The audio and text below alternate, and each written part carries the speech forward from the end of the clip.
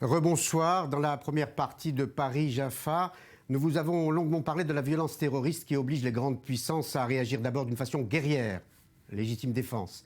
Mais elle est contrainte aussi à procéder à une révision parfois difficile de leurs propres valeurs. Ainsi la France, qui revient sur le sacro-saint droit du sol et qui lance en quelque sorte un avertissement aux apprentis terroristes. La nationalité, ça se mérite. Julia Ganancia. Le vote revêt un enjeu capital pour François Hollande et le chef de l'État le sait, il fait preuve de la plus grande prudence. Jusqu'à la fin de la semaine, le président de la République va multiplier les rencontres, notamment en recevant Nicolas Sarkozy vendredi à l'Élysée. Ce mercredi, il reçoit Claude Barthelone et Gérard Larcher. Objectif, trouver un compromis sur une mesure controversée, la déchéance de nationalité de binationaux nés français condamnés pour un crime constituant une atteinte grave à la vie de la nation. Le souci du président de la République et du gouvernement, c'est de rassembler une majorité large sur un enjeu qui est d'abord celui de la protection des Français et qui doit donc dépasser les clivages habituels. Mais la partie est loin d'être gagnée. De nombreux responsables socialistes reprochent au projet de l'exécutif de stigmatiser les binationaux et de remettre en cause le droit du sol. L'ancien Premier ministre Jean-Marc Ayrault plaide pour une autre solution. Il faut sortir par le haut. Comme d'autres, j'ai fait une proposition, c'est de mettre en place une déchéance de citoyenneté.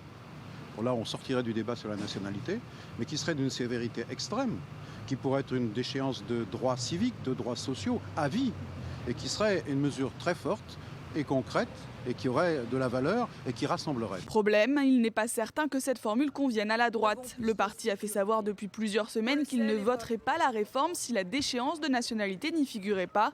Quelle que soit la solution qui s'imposera, l'exécutif entend aller vite. Les débats sur la révision constitutionnelle empoisonnent depuis des semaines le paysage politique. L'Assemblée doit commencer l'examen du texte entre le 5 et le 9 février et le Sénat à partir du 16 mars. Et ce débat sur la déchéance de nationalité se double d'un autre débat sur l'état d'urgence. Mais le chef de l'État tient à le prolonger. Océane Nicole. Prolonger l'état d'urgence, c'est la volonté du président français. La décision sera prise dans les prochains jours. À quelques semaines de la date butoir, le chef de l'État souhaite de nouveau reconduire ce dispositif. Une loi est en préparation pour être présentée en Conseil des ministres dès la première semaine de février.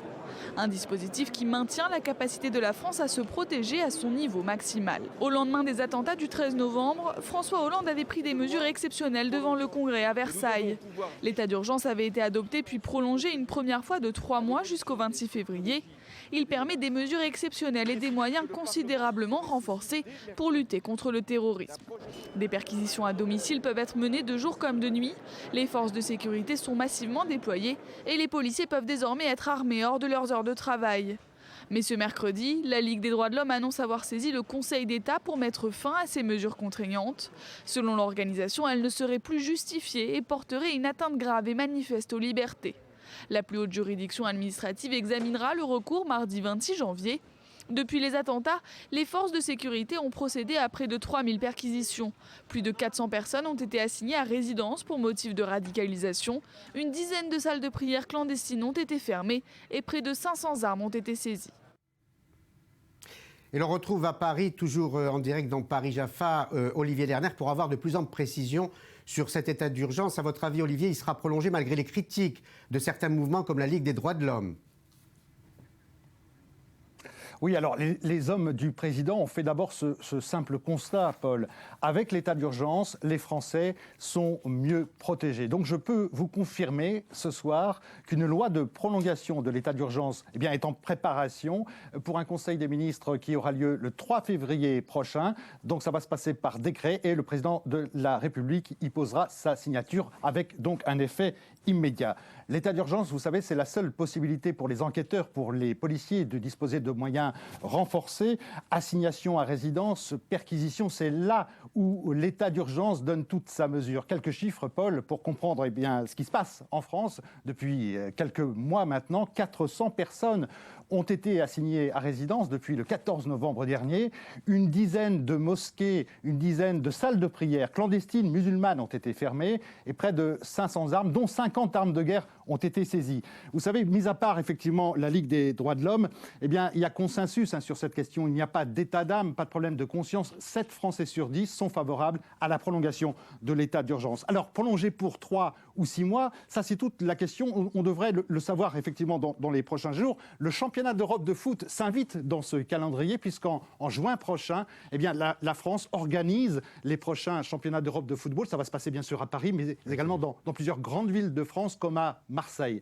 Alors cet événement, bien sûr, ne sera pas sans risque, mais ce que je peux vous dire ce soir, et c'est quasiment une certitude, c'est que l'état d'urgence pourrait être prolongé de 6 mois. Nous serons donc en mai-juin prochain, à l'époque où se dérouleront ces matchs de foot, sous état d'urgence. Merci Olivier. Épisode insolite dans cette chronique d'une violence imposée, cette plainte déposée par le père d'un homme qui avait surgi dans un commissariat parisien à hachoir de boucher à la main et qui avait été abattu, Rudy Saada. Oui, alors ça paraît totalement invraisemblable, mais ce sont 2 plaintes, deux plaintes qui vont être déposées ou qui ont été déposées par des familles de présumés terroristes. Alors vous parliez effectivement de cette plainte de la famille de l'assaillant du commissariat de la Goutte d'Or, et puis il y a la plainte d'Asna Haït Aboullassane, la cousine d'Abdelhamid Abaoud. Alors ce sont des plaintes de nature différente. En ce qui concerne Tarek Belgassem, l'assaillant du commissariat de la Goutte d'Or le 7 janvier dernier, eh bien l'avocat de la famille a déclaré hier vouloir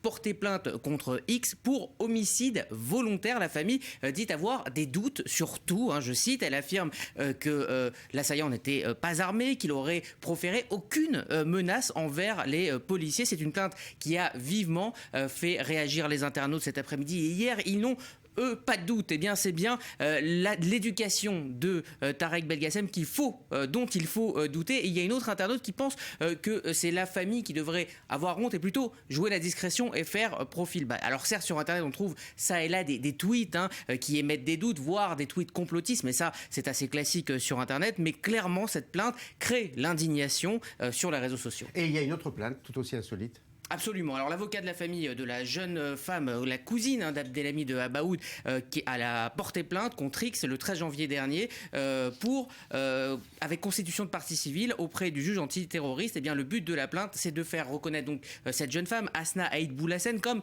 victime du terrorisme au même titre que les morts et les blessés des attentats de novembre. Alors l'avocat de la famille affirme que la jeune femme, qui, on le rappelle, qui a été tuée lors de l'assaut du raid, était sous pression psychologique de son cousin, sous influence de son cousin, et donc qu'elle n'était pas complice de terrorisme, étant donné qu'elle est décédée, donc je l'ai dit, lors de l'assaut de l'appartement. Eh bien, il n'y a qu'un pas pour en faire tout simplement une victime, et c'est une audace qui a évidemment créé aussi des réactions très très vives cet après-midi sur les réseaux sociaux. Beaucoup d'internautes rappellent que Asna Haït Aboullassane, donc décédée à l'âge de 26 ans, a été placée à l'âge de 8 ans en famille d'accueil, justement pour mauvais traitement. Et cet autre internaute pointe justement la famille du doigt et il pointe cette famille comme responsable de la déchéance psychologique de la jeune femme.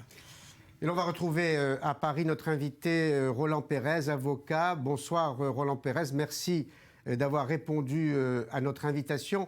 On va s'attarder avec vous sur la première plainte, celle du père de l'homme qui a été abattu dans un commissariat parisien.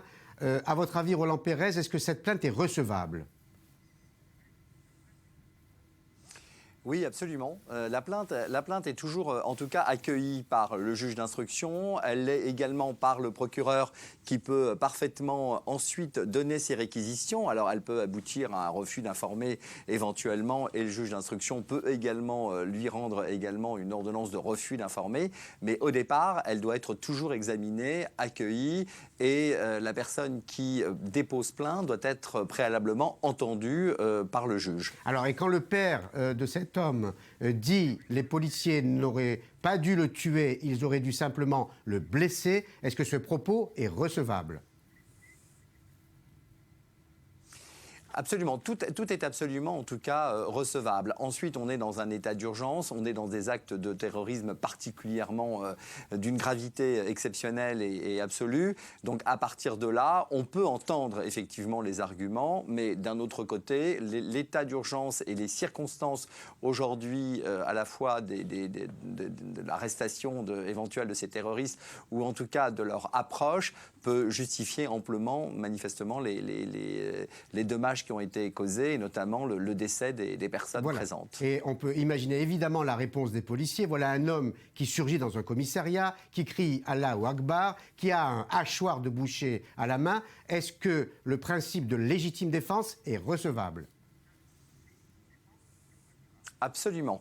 Il faut savoir que en pareille situation, l'acte qui a été commis, en l'occurrence le fait de tirer sur lui, était tout à fait proportionné au risque que faisait courir aujourd'hui cet homme en se présentant ainsi, muni, armé et en clamant des propos qui s'apparentaient évidemment à des propos émis et dits par des terroristes. Alors ici, au Proche-Orient, en Israël, pour y être depuis quelques mois, je peux observer parfois les réactions en France et dans les pays européens quand un terroriste qui s'attaque à des civils, avec parfois un hachoir ou un couteau, est abattu par des policiers israéliens. Il y a une polémique en France, il n'aurait pas dû l'abattre, ce à quoi les policiers répondent légitime défense. Est-ce qu'à votre avis, il y aura la même polémique avec certaines associations qui vont protester contre ce type de réaction, cette fois en France ?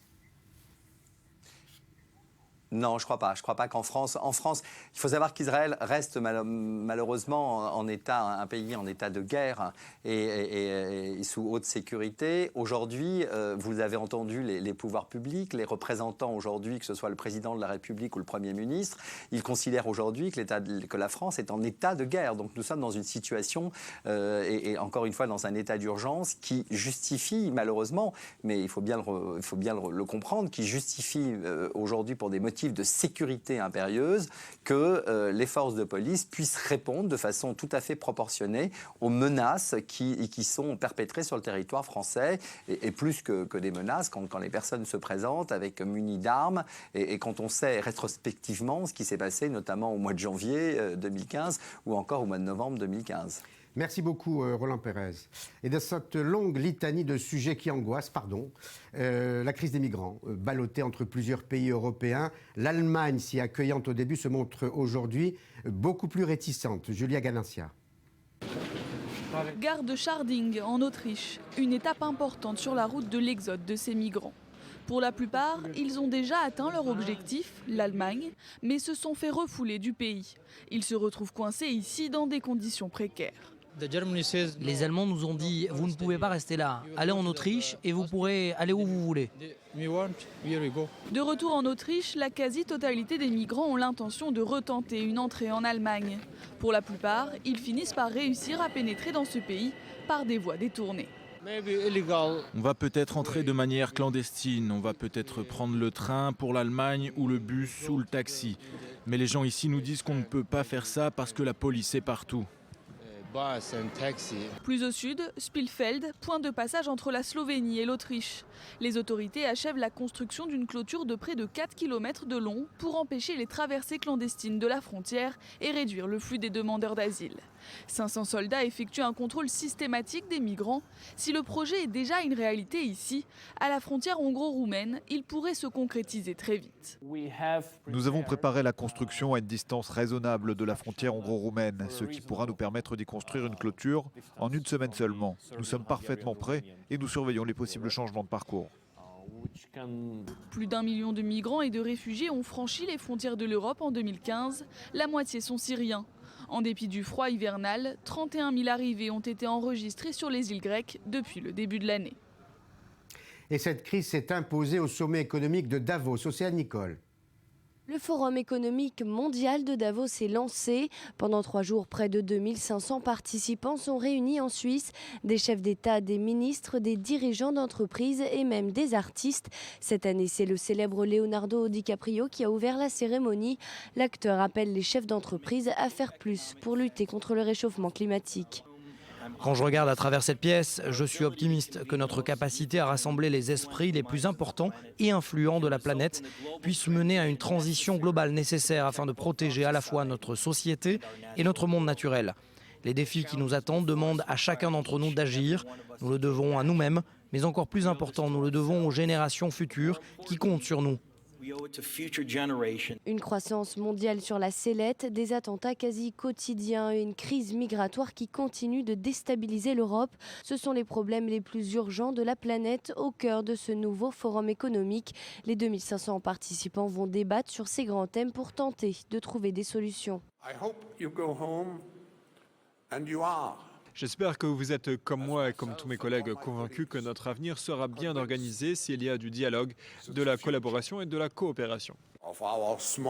Une sorte de brainstorming mondial. Le thème officiel de cette 46e édition, c'est la 4e révolution industrielle, une révolution qui pourrait transformer l'économie mondiale. David Neyman, ce sommet devait être dédié tout entier aux nouvelles technologies. C'est un peu raté, malheureusement. Alors oui, on se demande même si les grands leaders auront vraiment le temps, dans ces 4 jours de forum, de s'intéresser, donc de se pencher sur ce thème officiel. Comment maîtriser la 4e révolution industrielle? Donc on parle bien sûr de l'invasion dans notre quotidien, dans notre société, de ces nouvelles technologies, intelligence artificielle, le big data, l'économie collaborative, Uber, Airbnb, on connaît bien. Donc c'est vrai que tout cela pose des problèmes pour les sociétés. Toujours plus d'automatisation, donc toujours plus de chômage, disparition de certains métiers, mais il y a quand même d'autres priorités, peut-être plus urgentes encore. La crise des migrants, l'Europe a changé depuis l'an dernier, les menaces géopolitiques, sécuritaires, comment pérenniser une reprise économique lorsqu'un pays entier vit sous la terreur. Il y a aussi cette croissance mondiale dont les prévisions sont toujours plus alarmistes, que ce soit de la part de la Banque mondiale ou du FMI. Il y a aussi le pétrole, la chute des cours. L'an dernier, c'était un petit peu considéré comme l'aubaine pour le monde entier. Aujourd'hui, les cours continuent de chuter, donc c'est la panique sur les marchés. Et la Chine, bien sûr, rien ne va plus, que ce soit à la bourse, que ce soit du côté de la production industrielle. La croissance s'essouffle aussi. Et puis on pourrait citer aussi la récession qui touche des pays comme la Russie ou le Brésil, 350 millions d'habitants à eux deux. Donc les dossiers, vous voyez, ne manquent pas, ils se sont multipliés. Et nous recevrons donc ce soir dans l'émission d'Écho Edouard Kuckerman, qui est un habitué de ce forum de Davos, qui dirige donc une banque d'affaires, qui est un spécialiste des hautes technologies et qui nous dira pourquoi ce forum de Davos n'est pas seulement une histoire de paillettes, de beaux discours, c'est aussi pour faire avancer les choses. Et on vous écoutera avec plaisir et intérêt ce soir, 21h10, avec évidemment Johanna Sicru. Merci David. Merci. Les autres événements de la journée choisis par Maxime Pérez, tout en images. Le pape François n'en finit pas avec les symboles œcuméniques. Après sa visite très remarquée à la synagogue de Rome, le Saint-Père a reçu mercredi au Vatican une délégation de hauts dignitaires musulmans italiens. Tout un protocole pour se voir gratifié d'une invitation, cette fois à la Grande Mosquée de Rome. Aucun pape jusqu'ici n'avait accompli un tel geste dans la capitale italienne. Nouveau temps fort dans la course à la présidentielle américaine. Sarah Palin vient de faire allégeance au très controversé candidat républicain Donald Trump. L'ancienne colistière de John McCain en 2008 a fait le show hier soir dans un meeting rassemblant des hommes d'affaires de l'Iowa. Sarah Palin, sans complexe comme à son habitude, ne se privant pas de nouvelles déclarations au vitriol contre le camp démocrate. Alerte bleue en Chine. Bleu pour la neige et le froid dans un pays où un code de couleur a été instauré en guise de prévention contre les intempéries. Bourrasques de vent glacial et tempêtes de neige ont commencé à balayer le centre et le sud de la Chine, avec des températures à moins 15 degrés en moyenne. Les Chinois se consoleront avec ces images somptueuses de paysages enneigés. La vie d'un entrepreneur est souvent bien plus dure que celle d'un salarié. Cette petite phrase signée du ministre de l'économie Emmanuel Macron provoque du remue à gauche une nouvelle fois. Sur la toile, les réactions ont été nombreuses et ont fait presque oublier les rumeurs sur sa possible démission du gouvernement. Loin de vouloir claquer la porte, Emmanuel Macron veut continuer à mener des réformes. Il en faudra beaucoup pour le réconcilier avec le camp socialiste. À moins d'une semaine de la grève des taxis contre les VTC, Uber réalise une belle opération de communication. Thibaut Saint-Phal, son directeur général, veut ouvrir une plateforme électronique mettant en relation passagers et voitures de tourisme avec chauffeurs. Cette annonce confirme une décision du Conseil constitutionnel. L'Olympia affichera complet pour le retour à Paris des Eagles of Death Metal, le groupe de rock qui était sur la scène du Bataclan lors des attentats du 13 novembre. Mise en vente ce mercredi à 10h entre 33 et 44 €. Les places pour leur concert du 16 février prochain ont rapidement trouvé preneur. En fin de matinée, plus aucun billet n'était disponible à la vente. Il aura marqué toute une génération, la mienne. Ettore Scola est mort aujourd'hui à Rome. Il avait 84 ans. Il ne se contentait pas de filmer, il pensait aussi. Sandy Fortis. Il a dirigé les plus grands acteurs italiens, de Sofia Loren à Marcello Mastroianni, en passant par Nino Manfredi, Vittorio Gassman et Stefania Sandrelli. Ettore Scola est le dernier grand maître du cinéma italien d'après-guerre. Né en 1931 à Trevico, en Campanie, il commence sa carrière comme dessinateur satirique. Il devient ensuite scénariste, puis s'essaie à la réalisation en 1964. Mais ce n'est que dans les années 70 qu'il rencontre vraiment le succès, notamment auprès du public, avec Nous nous sommes tant aimés, un film qui raconte 30 ans d'histoire italienne entre 1945 et 1975, vu à travers la vie privée et professionnelle de 3 amis, anciens résistants. Le film remportera le César du meilleur film étranger en 1977. Régulièrement sélectionné en compétition, Ettore Scola collectionne les trophées comme le prix de la mise en scène du Festival de Cannes pour Affreux, sale et méchant en 1976. Autre grand triomphe, Le Bal en 1983, un film qui rassemble presque 1 million de spectateurs en France et une nomination aux Oscars.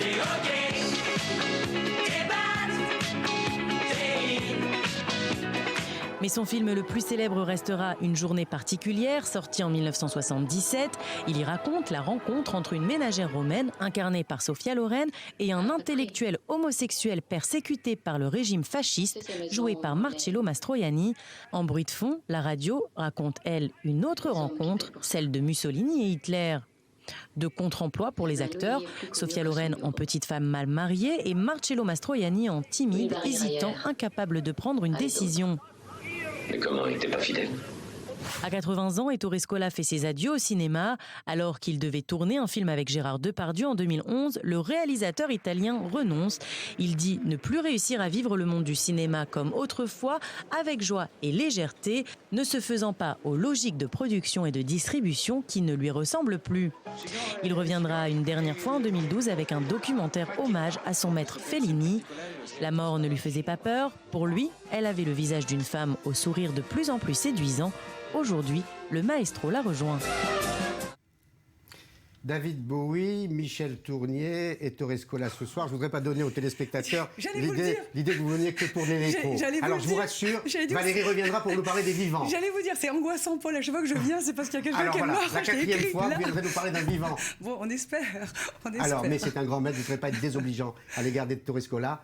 Un maître du cinéma italien. Un maître du cinéma italien dont on dit qu'il fait du cinéma engagé, du cinéma politique. Et alors je regardais un peu sa bio aujourd'hui, je me disais finalement qu'est-ce que c'est qu'un cinéma engagé, qu'est-ce que c'est qu'un cinéma politique? Et dans le fond, je ne pense pas que ce soit lié à cet homme-là, ni à ce pays-là, l'Italie, mais je pense que c'est lié plutôt à une époque. Et Ettore Scola, dans le fond, c'est un pur produit des années 50, de ce fameux cinéma néo-réaliste, le vérisme italien. Il y avait le pigeon, le voleur de bicyclette. Et dans le fond, quand vous regardez ses succès, c'est les années 70, les années 80, c'est-à-dire qu'on est dans l'après-mai 68, on est dans la désillusion en Italie. C'est la démocratie. On n'est pas encore chez Berlusconi avec sa cinque, ces femmes à moitié à poil qui servent de potiche, mais on est dans la fin de la démocratie chrétienne. Et donc, Ettore Scola, il raconte ça. Il est là, son cinéma engagé et politique. C'est un cinéma presque de l'amertume. Oui, qui passait au scalpel la société contemporaine, en tout cas la sienne. Oui, bien sûr, mais bon, ça c'est le propre des bons artistes, de regarder les travers, les vices et les beautés de ses contemporains. Mais si vous voulez, ces années-là, ces années où il a connu la gloire, sont des années où finalement le cinéma italien était d'une certaine façon appauvri.